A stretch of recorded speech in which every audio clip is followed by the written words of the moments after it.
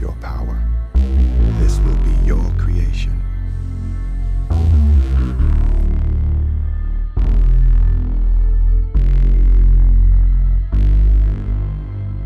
Fear is not real. The only place that fear can exist is in our thoughts of the future. It is a product of our imagination, causing us to fear things that do not at present and may not ever exist. That is near insanity. Do not misunderstand me. Danger is very real, but fear is a choice.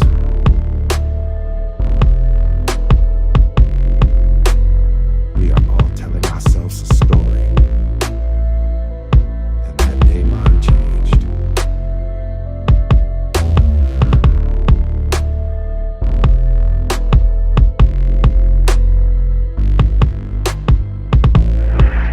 I wonder what you would do if you had the power to dream at night any dream you wanted to dream.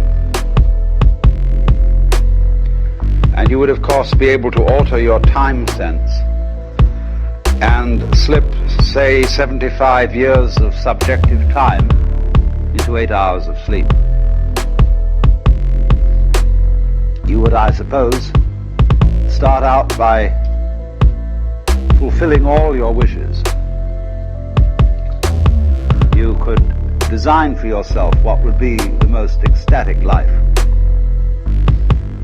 Love affairs, banquets, dancing girls, wonderful journeys, gardens, music beyond belief. And then after a couple of months of this sort of thing, at 75 years a night, you would be getting a little taste for something different.